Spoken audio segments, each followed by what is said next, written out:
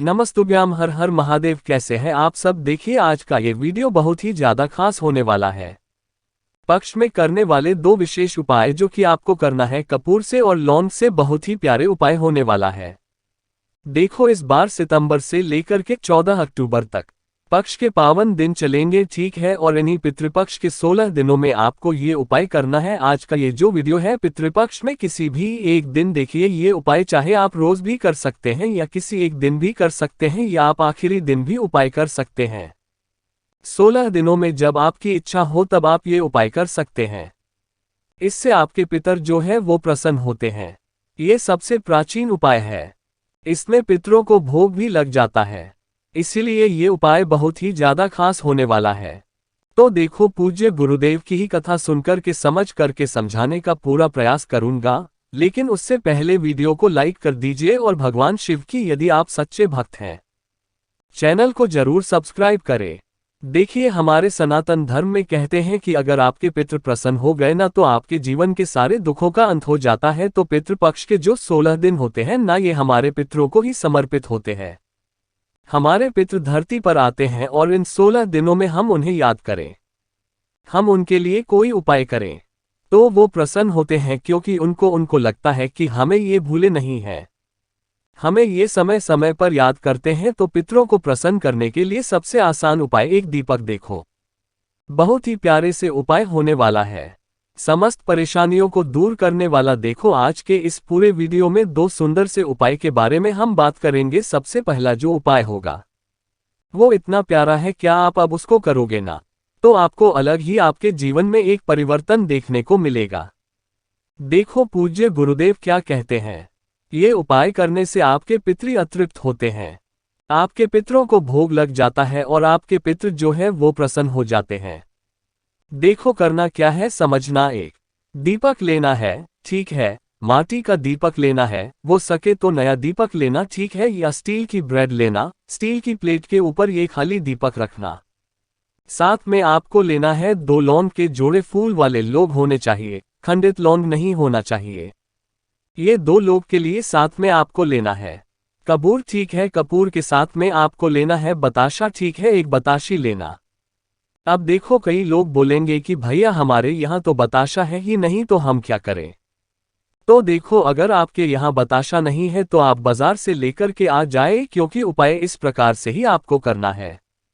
आपको एक बतासा लेना है। देखिए, बहुत ही प्रभावशाली उपाय। कोई उपाय आप पितृपक्ष में करे या ना करे, ये उपाय तो करना ही करना। एक बार करके देखो, निश्चित ही आपको फायदा मिलेगा। देखो, करना क्या है, दीपक के अंदर कपूर डालना, कपूर के अंदर बताशा डालना। बताशा आखा बताशा भी डाल सकते हो या चूर करके भी आप बताशा डाल सकते हो, ठीक है। साथ में आपको लेना है 2 लौंग, और ये दोनों लोग भी आपको दीपक के अंदर आपको डाल देनी है। अब आपको क्या करना है, आपके घर के कोण, नैऋत्य कोण कौन सा होता है? दक्षिण और पश्चिम का कोना। दक्षिण और पश्चिम का कोना जो होता है वो उसे नैऋत्य कोण कहते हैं। वहां पर नैऋत्य कोण में आ जाए। अब देखो, आपको समझ में नहीं आता कि नैऋत्य कोण कौन सा है, और देखो आपके घर का वास्तु भी बहुत गलत है। तो आपको क्या करना है समझना। आप आपके घर का जो रसोई घर है वहां पर आ जाना, और रसोई घर का जो दक्षिण दिशा है और पश्चिम दिशा है, दक्षिण पश्चिम का जो कोना है ना, वहां पर जाना और इस दीपक को प्रज्वलित करना, ठीक है। या तो घर के दक्षिण पश्चिम कोने से दीपक को प्रज्वलित करें, या तो आप जो रसोई घर है वहां के दक्षिण और पश्चिम के कोने से ये प्रज्वलित करें। देखो, प्रज्वलित करोगे तो आपका जो होगा वो दक्षिण दिशा की तरफ होना चाहिए, और उसके बाद आपको ये दीपक लेकर के आपको वहां से दीपक उठाना है। प्लेट को उठाना है और पूरे प्लेट को लेकर के, प्लेट के ऊपर दीपक है, ये चल रहा है, इसको लेकर के पूरे घर में इसकी रोशनी दिखानी है। और जब आप घुमाओगे तब आपको ओम पितृदेवताभ्यो नम, ओम पितृदेवताभ्यो नम, ओम पितृदेव खुश हो, पितृदेव प्रसन्न हो, हमारे हमसे जो भी गलती हो उसके लिए हमें माफ करे, ऐसी कामना करते हुए, इसे मन में धारणा रखते हुए ओम पितृदेवताभ्यो नम का जाप करते हुए पूरे घर में आपको घूम जाना है। जब आप ये उपाय करोगे तो ये उपाय आपको और सूर्यास्त के बाद ही करना है, लेकिन आपके घर के मुख्य द्वार खुले होने चाहिए। देखो, जो भी इस प्रकार से उपाय करता है और अंत में वापस से पूरे घर में घूम गए, अंत में वापस से आकर के आपको क्या करना है, जहां से आपने दीपक को लिया था, यानी कि अगर आपने रसोई घर से दक्षिण पश्चिम कोने से लिया था तो वहीं पर जाकर के इसे रख देंगे। आगे इतनी बात समझ में पूरे घर में घूम जाना, पूरे घर में इसकी रोशनी दिखा देना। बस इतना सा उपाय आपको करना है, आपके पितृदोष निश्चित ही दूर होंगे। पितृदोष पितृ आशीर्वाद में बदलेंगे। घर का कोई भी सदस्य अगर गलत मार्ग पर भी होगा ना, गलत काम भी अगर वो कर रहा होगा तो वो सही लाइन पे आ जाएगा, उसको रास्ता दिखने लग जाएगा। हमारे पितरों को प्रसन्न करना बहुत जरूरी है, इसलिए ये उपाय भी आपको करना है। देखो इससे भोग भी लग जाता है, बताशी का जो भोग है, मीठे का भोग भी लग जाता है, तो ये उपाय आपको जरूर करना है। लोग जो होते हैं उससे भी पितृ प्रसन्न होते हैं। ये उपाय आपको करना है और अंत में दीपक भी वहां पर रख देना है। अब देखो, अब आपको एक बात और समझनी है। देखिए आपने ये जो उपाय करा उसके बाद ये जो दीपक है जल करके शांत हो जाएगा। अब इस दीपक को किसी भी शनिवार के दिन, आने वाले शनिवार के दिन आपको पीपल के वृक्ष के नीचे आपको जड़ में रख करके आ जाना है। बस इतना सा उपाय करना है और आपके पितृदोष जो हैं वो पितृ आशीर्वाद में बदल जाएंगे। ध्यान रखना, जैसे आप 16 दिन ही हो उपाय करना चाहते हैं तो 16 दिन, हो सके तो 16 दिन ही करना, क्योंकि देखो जैसे ही करोगे ना आप, आपके जीवन में परिवर्तन आने लगेगा। ये इतना प्रभावशाली उपाय 16 दिन करना चाहते हो तो 16 दिन ही आपको एक ही दीपक में करना है। ऐसा नहीं कि रोज अलग अलग दीपक लेकर के आएंगे।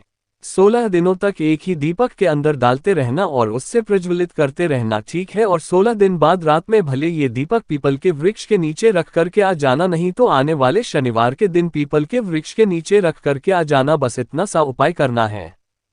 यकीन मानिए ये उपाय आपके जीवन में इतना परिवर्तन लाएगा कि आपका जीवन धन्य हो जाएगा। तो ये हो पाया आपको करना है, ये हो गया पहला उपाय। अब हम बात करते हैं दूसरे हो पाएगी। देखो हमारे पितरों को सबसे ज्यादा प्रिय क्या होता है? काले तिल, ठीक है। काले तिल से हमारे पितर प्रसन्न होते हैं।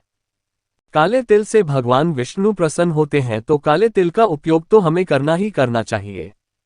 देखो पूज्य गुरुदेव ने अपनी कथा में बहुत ही स्पष्ट रूप से बताया है कि पितरों को प्रसन्न करना हो तो श्राद्ध पक्ष में किसी भी दिन, या तो रोज करना चाहो तो रोज भी कर सकते हो, या किसी भी एक दिन का कोई भी विशेष स्थिति पकड़ लो।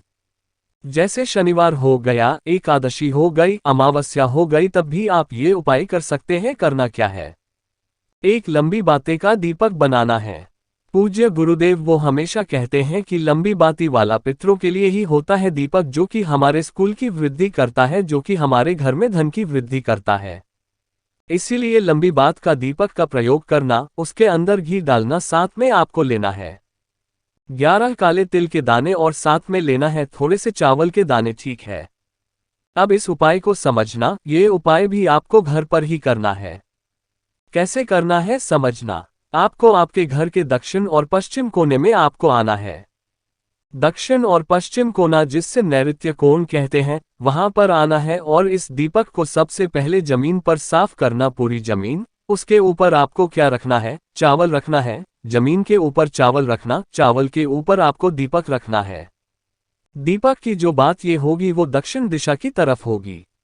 वो दीपक के अंदर काले तिल डालना है। ओम पितृदेवताभ्यो नमः का 11 बार या तो 108 बार जाप करते हो तो बहुत ही अच्छी बातें, जाप करके ये काले तिल के दाने डाल देना, वहीं पर पितृदेव खुश हो, ऐसे आपको कामना करना है। देखो दक्षिण पश्चिम कोना नहीं मालूम तो ये उपाय आपको आपके घर के जहां पर जल रखते हैं वहां पर आप कोई उपाय करना है।